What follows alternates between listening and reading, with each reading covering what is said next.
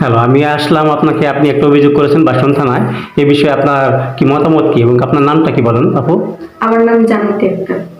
হ্যাঁ, বাসন থানায় যে আসছেন একটা অভিযোগ করার জন্য, এই কিসের কারণে এই অভিযোগ? হচ্ছে 2 বছর আগে আমি একজনের বাসাতে ভাড়া ছিলাম আমার আন্টির সাথে। আমার আন্টি একটা ছেলে ছিল, তাকে দেখতাম, মানে বাচ্চা কাচ্চা দেখতাম তাদের। আমার আন্টি চাকরি করতো। তো ওই অবস্থাতে বাড়িওয়ালার ছেলে আমার প্রথমে হচ্ছে প্রেমের অফার দিছিল। তো আমি তাতে রাজি হইনি এইভাবে। বাড়িওয়ালা ছেলের নাম কি? ছেলের নামটা কি? নাজমুল ইসলাম। ওনার বাবার নাম? ওনার বাবার নাম রফিকুল ইসলাম, মায়ের নাম হচ্ছে নূরজাহান। এটা কি আপনার ওই যে আক্তার মার্কেটের পিছনে যে 16 নং ওয়ার্ড? হ্যাঁ, আক্তার মার্কেট।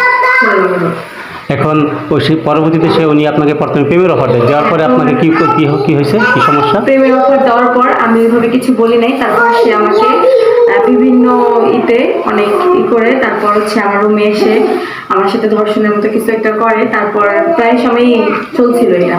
চলার পর হচ্ছে আমি প্রেগনেন্ট হই। তারপর আপনাকে কি বিয়ের কথা বলছিল? বিয়ের কথা বলছিল? হ্যাঁ, সে আমাকে বিয়ের কথা বলছে, বিয়ের কথা বলে এটা বলছে।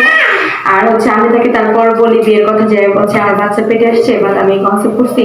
তারপর সে আমাকে বলে যে কয়েকদিন পর আমার এখন জব নাই, আমি এখন জবলেস, একটা জব হোক তারপর বিয়ে করবো। কিন্তু তারপর সে দেখা যাচ্ছে যে করে নাই বিয়ে। আপনার এই বাচ্চাটা কিভাবে হয়েছে? বাচ্চাটা কেমনে হয়েছে? সিজারিয়ান নাকি নরমাল? হ্যাঁ, আমার বাচ্চা সিজারে হয়েছে। এই খরচটা কি বহন করছে? খরচ সেও কিছু দিছে, তার বাবাও কিছু দিছে, আমার পরিবার থেকেও কিছু দেওয়া হয়েছে। এর আগে কি আপনার ওই যে নাজমুলের বাবা বা মায়ের সাথে কারোর সাথে কোনো কথা হয়েছে? হ্যাঁ, তাদের সাথে কথা হয়েছে। আমি হচ্ছে বলতেছি, আমি ওইখানে ওদের এতে বিচার দিয়েছিলাম যে সে আমাকে বিয়ে করে না, আমার বাচ্চা পেটে। হ্যাঁ, তারপর বিচার দেওয়ার পর ওইখানকার নেতারা যখন বিচার করতে চাচ্ছিল তখন তারা বিচারে আসে নাই। বিচারে আপনি মাতবরা ডাকার পরে আসে না? তারা আসে নাই। তারপর তখন কি আপনি থানায় কোনো অভিযোগ করছিলেন? হ্যাঁ, থানায় আমি একটা অভিযোগ করছিলাম। তারপর তার মা বাবা এবং সে আমাকে বোঝায় যে তারা মেনে নিচ্ছে, তারা আর কোনো ঝামেলা করবে না, আমাকে কোনো মামলায় যেতে দেয়নি। তো তাদের কথা মতো আমি চুপ করেছিলাম। তারপর হচ্ছে আমার বাচ্চাটা হয়েছে সিজারে, তার সৎ মা এবং সে আমার গ্রামের বাড়িতে গেছিল। আচ্ছা, আপনি কি তার পরবর্তীতে কি আপনাকে কোনো বাসায় রাখেন না ওদের বাসায় নিয়ে যায়?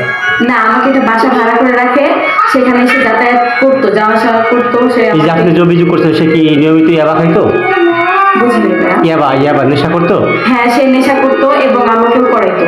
কিন্তু নেশা নেশা আপনাকে নেশা খাওয়াকে জোরপূর্বক কোনো কিছু অন্য লোক না কিছু করতো? হ্যাঁ, সে আমাকেও একটা হচ্ছে কাজ করায়, সে ভিডিও করতে, ভিডিও করার পরে সে আমাকে ব্ল্যাকমেল করতো যে আমি যদি এটা কাউকে বলি বা আমার পরিবারের কাউকে বলতে যাই তাহলে সে ভিডিও ফেসবুকে ছেড়ে দিবে বিভিন্ন জায়গায়। এই কারণে আপনি কারোর কাছে কোনো অভিযোগ করেন না এই না, বিষয়ে? আমি কারোর কাছে কোনো কিছু বলি না।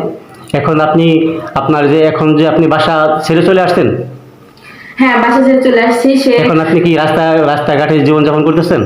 জি, সে কোনো আমার বাসা ভাড়া দেয় না এবং দোকান বিলও পায়, সে কোনো কিছু দেয় নাই।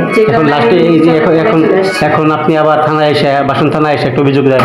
হ্যাঁ, আমি একটা অভিযোগ করছি। অভিযোগ করার পরে কি পুলিশ গিয়েছিল? অভিযোগ করার পর কালকে রাত্রে পুলিশ গেছিল, কিন্তু তার মা মিথ্যা কথা বলে তাকে বাসায় লুকায় রেখে বলছে যে বাসা থেকে তাড়াই দিছে। এখন আপনি কি দেশবাসীর কাছে আপনি কি আশা করেন? আমি দেশবাসীর কাছে একটা জিনিস করি, আমার বাচ্চার আমি স্বীকৃতি চাই এবং ন্যায্য বিচার চাই। ন্যায্য বিচার চান? হ্যাঁ, আমি ন্যায্য বিচার চাই, আমার বাচ্চার স্বীকৃতি চাই। আচ্ছা, ওকে।